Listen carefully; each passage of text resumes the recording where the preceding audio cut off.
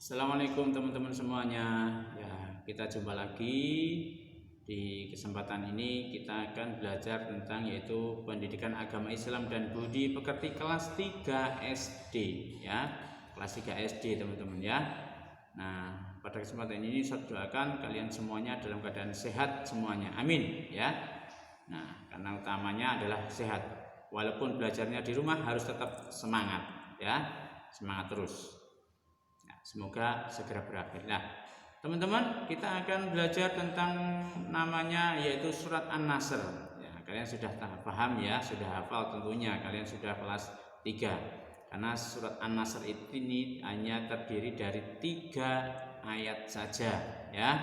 Kalian pasti sudah hafal. Ya, seperti itu.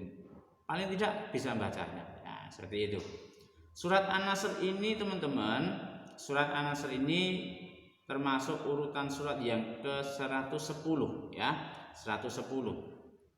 Nah, surat An-Nasr ini mengandung arti, kalau diartikan secara bahasa artinya adalah pertolongan. Pertolongan dari siapa? Dari Allah.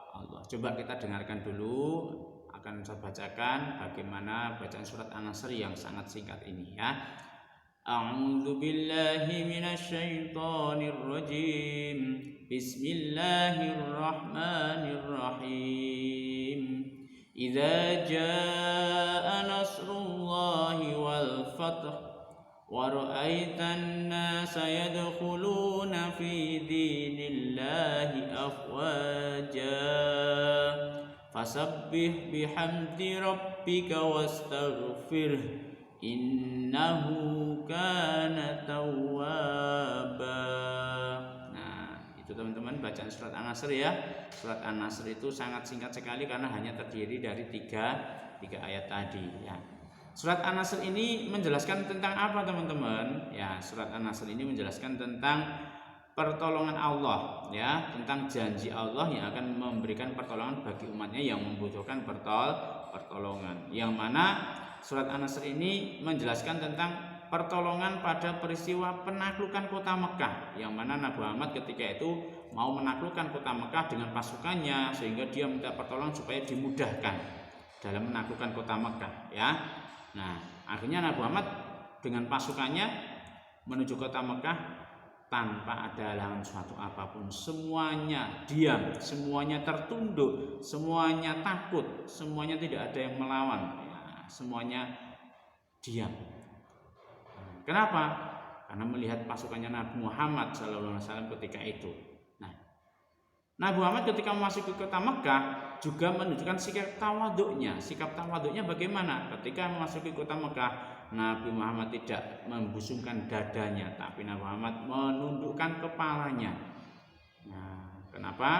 Karena untuk menaklukkan kota Mekah, Nabi Muhammad sebisa mungkin dengan kelembutan, tidak dengan kekerasan. Yang mana ketika itu orang-orang kafir Quraisy di kota Mekah sudah khawatir dulu. Mereka teringat yang dilakukan kepada Nabi Muhammad SAW ketika itu, ketika Nabi Muhammad belum punya pasukan, belum punya teman. Nah, mereka semena-mena menganiaya Nabi Muhammad, menganiaya teman-temannya Nabi Muhammad ketika itu. Akhirnya mereka ketakutan dulu teman-teman ya. Nah, ketika itu Nabi Muhammad sudah memasuki kota Mekah, tidak ada yang bergerak satupun dari orang-orang kafir Quraisy. Akhirnya Nabi Muhammad dan para pasukannya memasuki kota Mekah dengan selamat dan tidak ada yang namanya peperangan. Alhamdulillah ketika itu. Nah, akhirnya janji Allah dipenuhi. Kenapa? Karena ketika Nabi Muhammad dan para pasukannya itu meminta pertolongan kepada Allah untuk dimudahkan memasuki kota Mekah, akhirnya dimudahkan benar, tidak ada yang melawan sama sekali.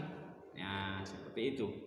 Nah, kemudian di dalam surat An-Nasr itu juga menjelaskan tentang apa? Menjelaskan tentang penaklukan kota Makkah tadi, yaitu yang biasa dikenal sebagai peristiwa Fathu Makkah ya. Fathu Makkah itu artinya adalah penaklukan kota Makkah ya. Setelah mereka itu ditaklukkan, akhirnya mereka disarankan, mereka dihimbau, mereka diperintahkan untuk memperbanyak istighfar. Istighfar itu adalah kalimat untuk memohon ampun kepada Allah. Baca istighfar bagaimana teman-teman? Nah, bacaan istighfar itu sangat mudah sekali, yaitu hanya seperti ini teman-teman. Contohnya Astaghfirullahaladzim. Nah seperti itu ya. Astaghfirullahaladzim itu artinya apa? Bahwa aku memohon ampun kepada Allah Subhanahu wa Ta'ala. Nah seperti itu ya teman-teman ya. Nah dalam surat An-Nasr ini juga menjelaskan bahwa Allah itu maha pemberi taubat, Allah maha penerima ampunan bagi siapapun yang meminta ampunan. Jadi teman-teman kalau pernah melakukan dosa, pernah melakukan kejelekan, berkata kotor, berbicara jelek, bersikap jelek ya, segera beristighfar kepada Allah, memohon ampun kepada Allah. Gitu teman-teman ya. Nah, jadi surat An-Nasr seperti itu isinya. Jadi teman-teman harus bisa dan harus bisa membaca surat An-Nasr dan harus memahami isi dari surat An-Nasr tadi. Itu ya teman-teman ya. Ya, cukup sekian. Kita lanjutkan di lain waktu. Akhirul kalam. Wassalamualaikum warahmatullahi wabarakatuh.